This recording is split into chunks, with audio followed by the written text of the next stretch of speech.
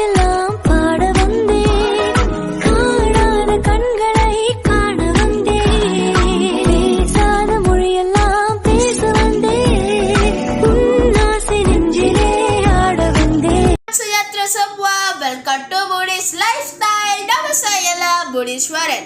Hari ini kita akan belajar kata ganti nama diri. Yang selepas video ini kita akan belajar kata ganti nama diri pertama, diri kedua dan diri ketiga. Siapa yang tengok video ini? Siapa yang tengok video? Boleh jumpa saya channel. Yang hari ini kita akan belajar kata ganti nama diri singkat, kata ganti nama diri tanya, dan kata ganti nama diri tak tentu. Jom tengok. Yang pertama ialah kata ganti nama diri tanya. Digunakan untuk menggantikan maafkan sekali, maafkan. Okey, merujuk kata ganti nama yang digunakan untuk bertanyakan sesuatu. Yang contoh dia adalah, yang kata adalah apa. Penggunaan ialah untuk bertanya tentang sesuatu, perkara, peristiwa, benda atau tempat.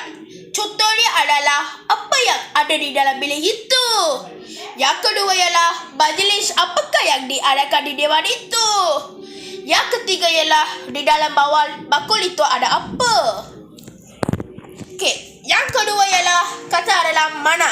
Penggunaan ialah untuk bertanya tentang kedudukan, benda, tempat atau orang. Contohnya, pertama ialah mana buku yang abah baca tadi. Yang kedua ialah yang mana adik kamu. Yang ketiga ialah kamu di mana. Yang akhir sekali ialah siapa. Penggunaan ialah untuk bertanya tentang orang atau pihak tertentu.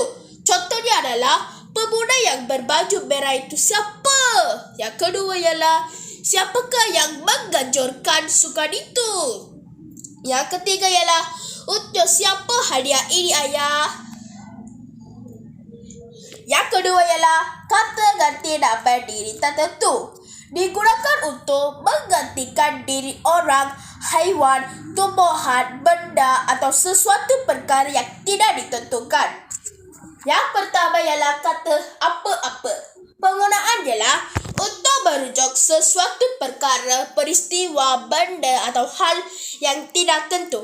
Contohnya adalah saya tidak makan apa-apa pun sejak tadi. Yang kedua ialah dalam keadaan begini, apa-apa pun boleh terjadi. Yang ketiga ialah ada apa-apa lagi yang hendak dibincangkan. Yang kedua kata ialah bila-bila. Penggunaan ialah untuk menyatakan masa yang tidak tentu. Contohnya ialah saya akan ingat peristiwa itu sampai bila-bila. Yang kedua ialah kamu boleh datang ke rumah saya bila-bila masa sekalipun.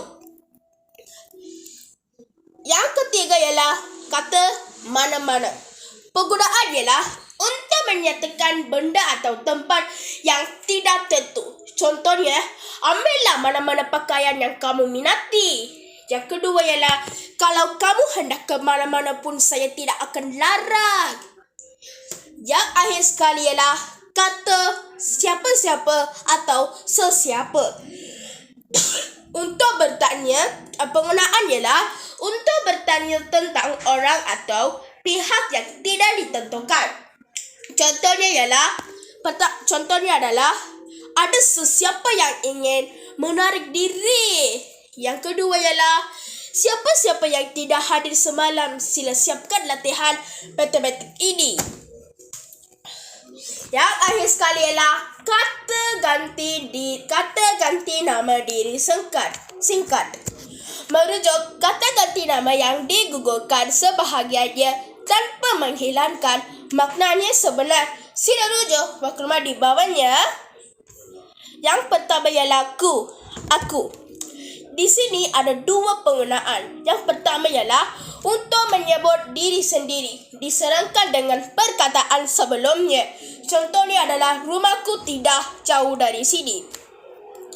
Yang kedua penggunaan ialah untuk menyebut diri sendiri diserangkaikan dengan kata kerja transitif pasif yang mengikutinya. Contohnya adalah kue itu sudah kumakan. Yang kedua ialah mu, kamu. Penggunaan ialah untuk menyebut diri orang yang dilawan bercakap di serangkaian dengan perkataan sebelumnya. Contohnya adalah jauh ke rumahmu dari sini. Yang kedua ialah gambarmu terpampang dalam akhbar. Yang kedua ialah yang keempat akhir sekali ialah kau, engkau. Penggunaan ialah untuk menyebut diri orang yang dilawan bercakap di serangkaian dengan kata kerja transitif pasif yang mengikutnya. Contohnya adalah buku ini hendaklah kau bawa pulang. Yang kedua ialah hutang itu sudah kau bayar. Ini untuk saja hari ini. Yang next video ini kita akan belajar kata ganti nama diri tempat dan kata ganti nama diri tunjuk. Ini untuk saja hari ini. Sekian, terima kasih.